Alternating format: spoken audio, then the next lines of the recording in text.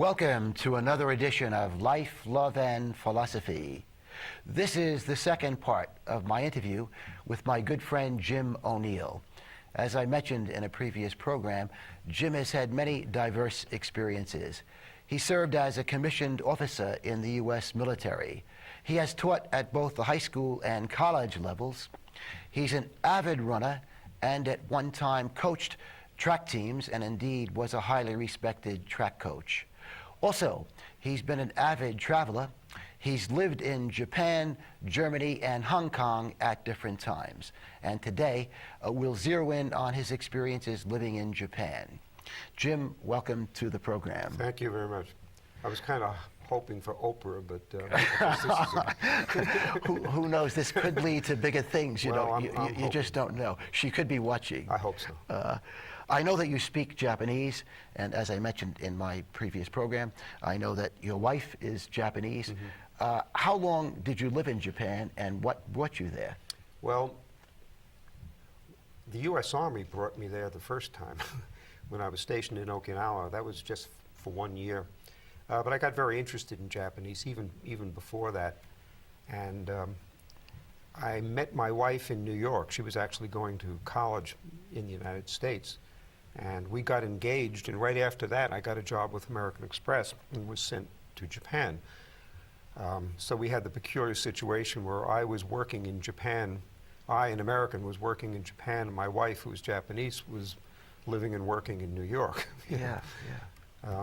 You had learned how to speak Japanese while in the military? Well, I had started. You know, I can't even say I know how to speak Japanese now. It's such a difficult language. I can get around. But I started studying it even before I went in the Army, yes. Yeah. One of the things I would like to zero in on today is Japanese culture. Mm-hmm. And I think most Americans are aware of the fact that the Japanese greatly value education. Oh, yes. And we know that traditionally, Japanese students, and indeed many students in Asian countries, Korea for example, do much better on international examinations than do American kids, especially in science and mathematics. Could you tell us a little bit about education in Japan, and specifically, how does the education system in Japan differ from the United States? Well, it differs in so many ways. Maybe we should start by getting some basic facts on the table in order to understand the rest of it. First of all, the Japanese kids go to school 240 days a year. The standard in the United States is 180 days. They go 240. So they simply go to school longer than we do. Traditionally, they used to have school every Saturday. The Ministry of Education, I think, has cut that back first to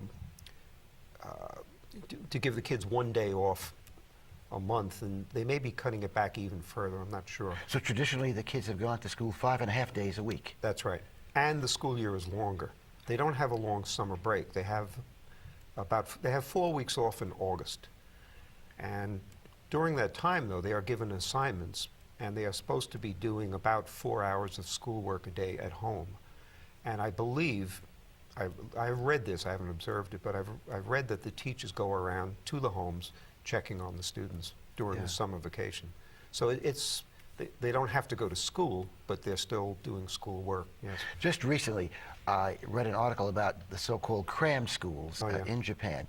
I have read, as many Americans have over the years, that many students, when they're preparing to go to university, take cram courses to get them into the best universities. But one of the things I learned recently is it's not unusual in Japan for parents of elementary school students to send their elementary school students to cram schools after regular school. And why so? To prepare them for prestige private junior high schools. Yeah. And that, according to the New York Times, some parents in grades 4 through 6 will spend a total of $20,000 on cram schools. Would you explain the concept of cram schools? What are they exactly? Well, you know, if you really want to trace it all the way back, it probably goes back to the Chinese system of civil service, where theoretically anyone could get a job in the civil service in the government if they passed the test. But in order to pass the test, you had to be prepared. No peasant from the rice paddies could come in and sit for the test and have any hope of passing it. The Japanese kind of adopted this system to get students into the best universities. And there are certain schools, like Tokyo University is acknowledged to be the best, Keio and Waseda. Tokyo University would be it would be like our Harvard. More, even more. Even more? Even more, probably. Yeah. So in order to get into those schools, you simply cannot pass the test without being prepared for it. So and again, you do take an entrance examination to get into You take a dedicated entrance exam. It's only for that school. So it's not like the SATs, where you take the SATs and you send those scores to whatever university you're applying to. In Japan, you're saying each university would have its own test. Each university has its own test. And it's a very difficult test. I saw actually the English. I studied at Tokyo University in the summer one year. They had some foreign teachers of Japanese come over there. So I actually saw the test that the high school kids had to take in English. And it was a test that I doubt I could have passed. Yeah. Without maybe sitting for a few weeks to prepare. The grammar questions were beyond anything that I even knew. You know? So in preparing to go to university, if a young Japanese person intends to or aspires to go to Tokyo University, in high school, he will spend so many hours in his regular high school every day. That's right. And then several days a week will leave that school in the afternoon and go to a cram school. That's right. So he's going to 2 schools each day. They're held after school and on weekends. I believe they're even held on Sundays. And they sit there. I've seen videos. I've never actually been to one, but I've seen videos of them. And they'll have a teacher in front of a room, and they might have 50 or 100 desks. Kids sitting there, you know, taking notes as they cram information. It's not true knowledge, it's information. They're trying to absorb as many facts as they can. And of course, parents are paying for this. Oh, yes. The government doesn't pay for the cram schools. Yeah, you quoted a figure of 20,000. I hadn't heard that, but I'm sure it's true. That's for 3 years of cram school for elementary school kids. Yeah. Well, what's happened is that because of this system, in order to get into the best universities, you not only have to go to a good cram school, but you probably have to go to a good private high school, and you have to take a test for that. Yeah. So the junior high school kids start going to cram schools too, and it even backs up sometimes into elementary school. Yes, what I was alluding to was parents of elementary school kids wanting to get their kids into prestige private junior high schools. Yeah. Private junior high schools, and that's the reason they send their children to these cram schools. Yeah, that's right. Yeah. But there are many other things about Japanese education that are unique or certainly different from the American system, besides the cram schools. I mentioned before they go to school much longer than we do, so they're in class many more hours, you know, overall. And they have very large classes, don't they? Well, yes. In the elementary schools, this would shock most American teachers, I think, and parents. Classes of 40 to 45 are common. And in fact, they may even be desired. I have heard teachers and principals apologize if the class has fewer students than 40, because they can't form enough groups. See, everything is based on the group and the group harmony in Japan. We look upon the individual as the unit of society. They very much look upon the group as the unit. The group outranks the individual. In America, I think it's fair to say, especially in urban areas, discipline is a significant problem in many schools. I think many teachers in urban areas will tell you it's the major problem. Yeah. Now, how can a teacher in Japan teach 40 or 45 students? Is discipline not a problem? Well, they have a very interesting way of doing it. They make the kids, even the first graders, part of the class structure. In other words, the kids are taught responsibility right in the beginning. At a very housekeeping level, the kids do all the cleaning in the classroom. They erase the blackboards, they sweep the floors. At lunchtime, the kids, I've seen this with my own eyes because I've visited Japanese classrooms.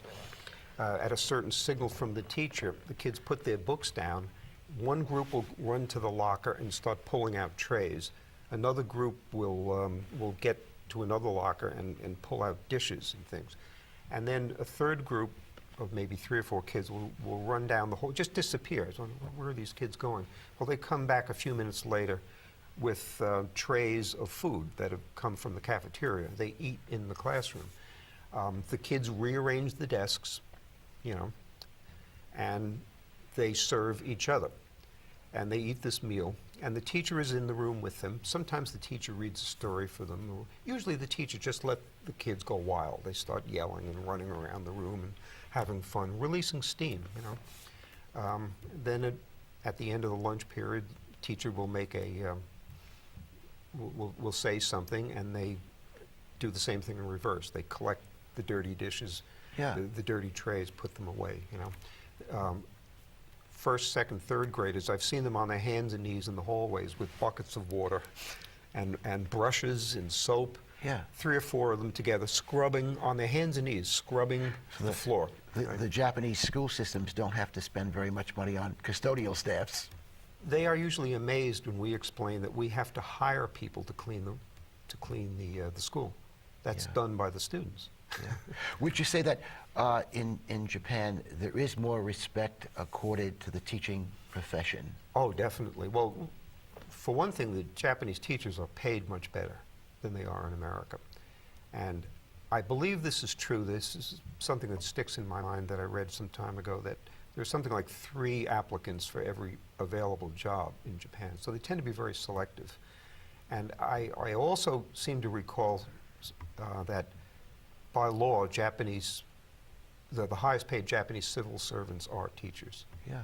I recall in a previous conversation we had off camera, you were telling me about the typical way in which a class in Japanese ends. Yeah. A class in Japan ends. Yeah. Would you tell the viewers about that? When the teacher is finished teaching the class, what does he say, and then what's the class's response? Let me go back to the beginning of the class.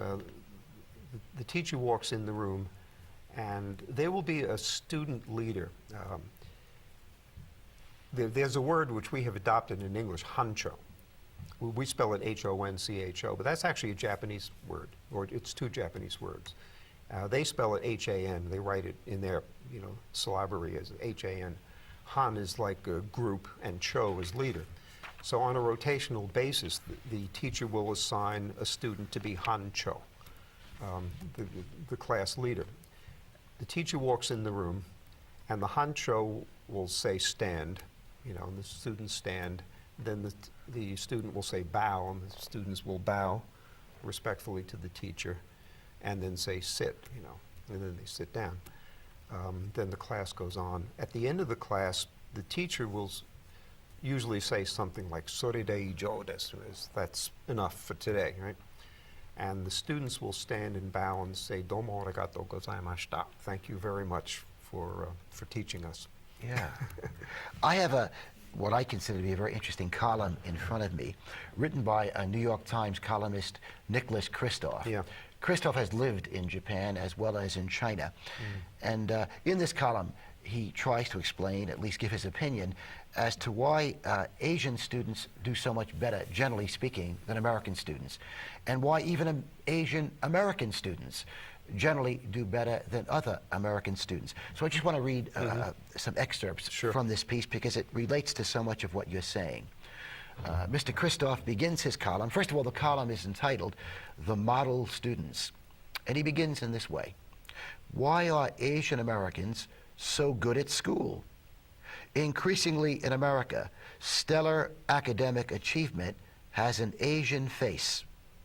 In 2005, Asian Americans averaged a combined math verbal SAT of 1091, compared with 1,068 for whites, 982 for American Indians, 922 for Hispanics, and 864 for blacks. So again, Asian Americans do better on the SATs than whites or blacks or American Indians in our country. He continues, 44% of Asian American students take calculus in high school, compared with 28% of all students. So almost half of all Asian American kids who go to high school take calculus, whereas a very small percentage of non-Asians do. He continues, he says, success goes particularly to those whose ancestors came from the Confucian belt from Japan through Korea and China to Vietnam. But he continues, it's not just the immigrant mentality.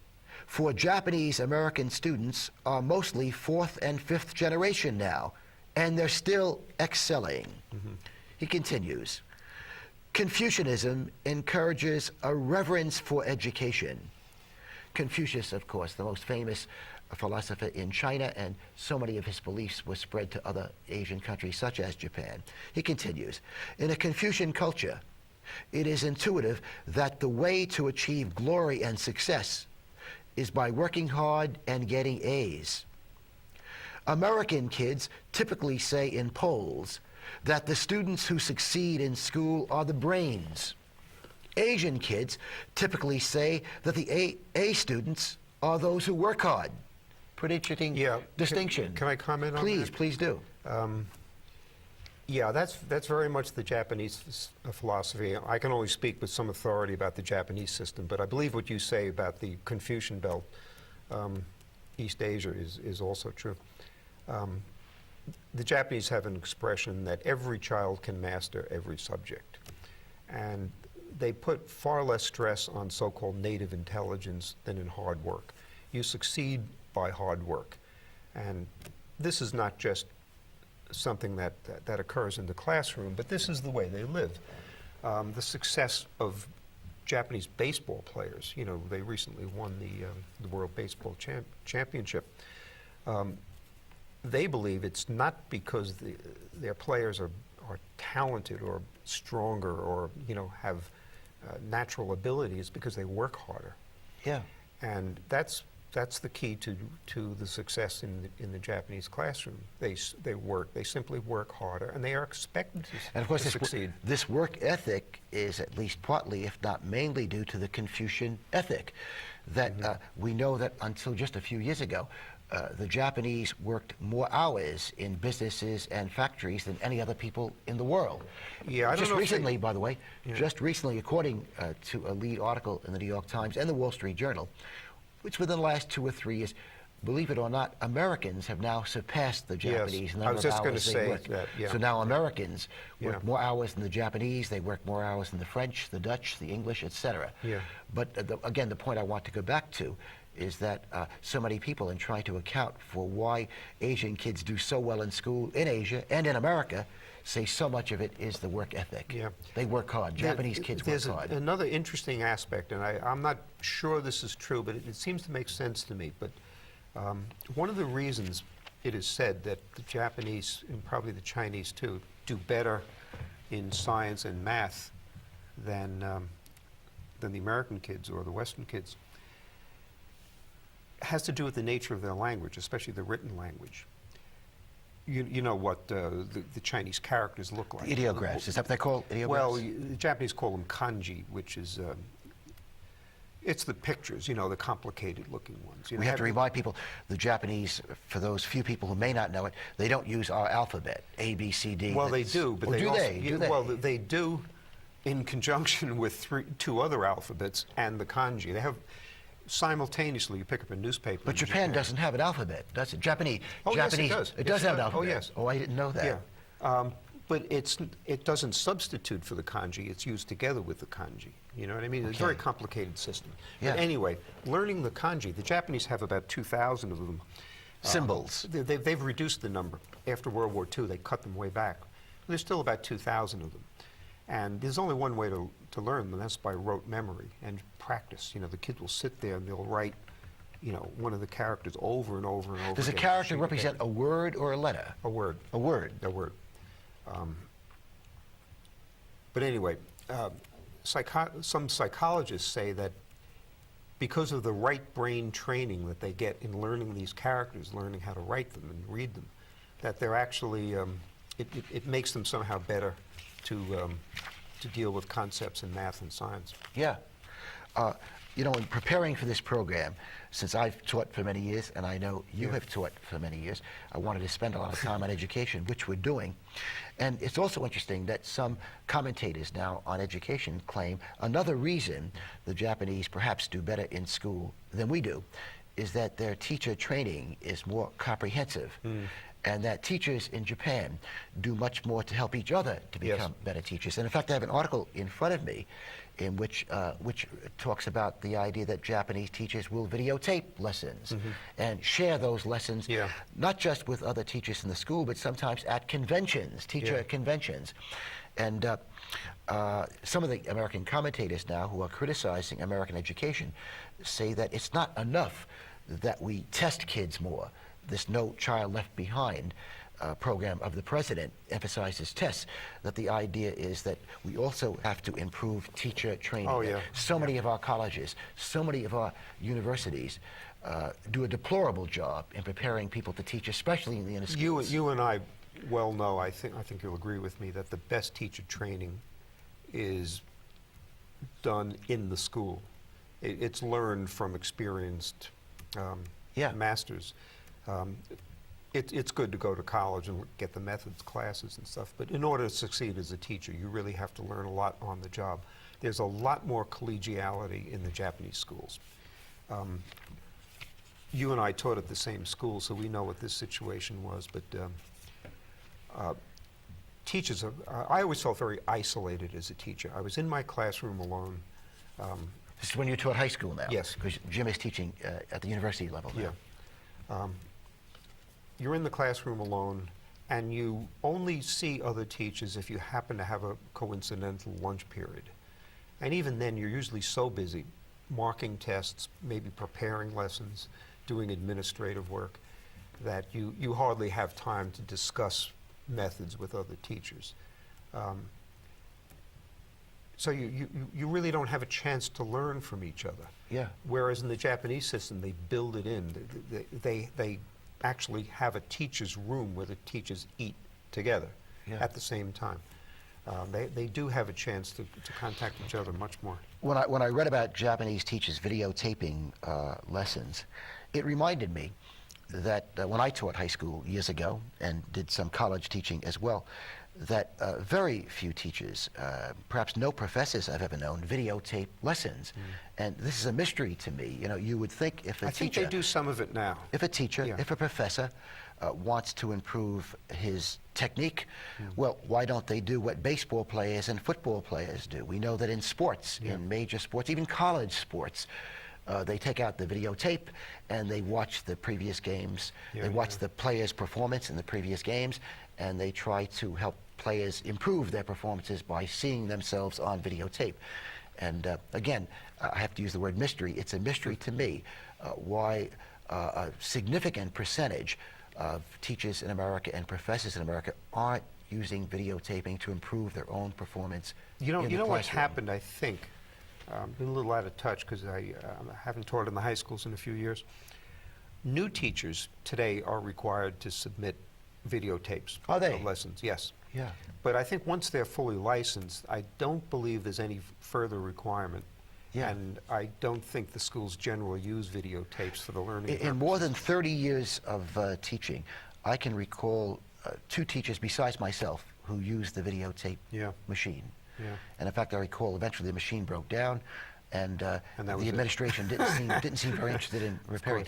I've never seen, in all the years I taught high school, again years ago, I never saw an administrator on videotape. I never saw a principal teach.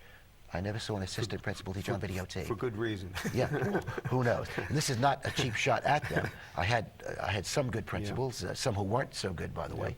And I work with some good assistant principals and some who weren't so good. But you know, it seems to me that skill in the classroom is not a requirement for principalship. We know that. I think, unfortunately, that's generally true. Yeah. I agree with that. Yeah. Any other comments you want to make about Japanese education? Have we neglected anything here? Do you agree with Christoph? Because I was reading from his column before, his conclusion as to why the Japanese kids do better. And he says he's probably simplifying, but he says mostly it's culture.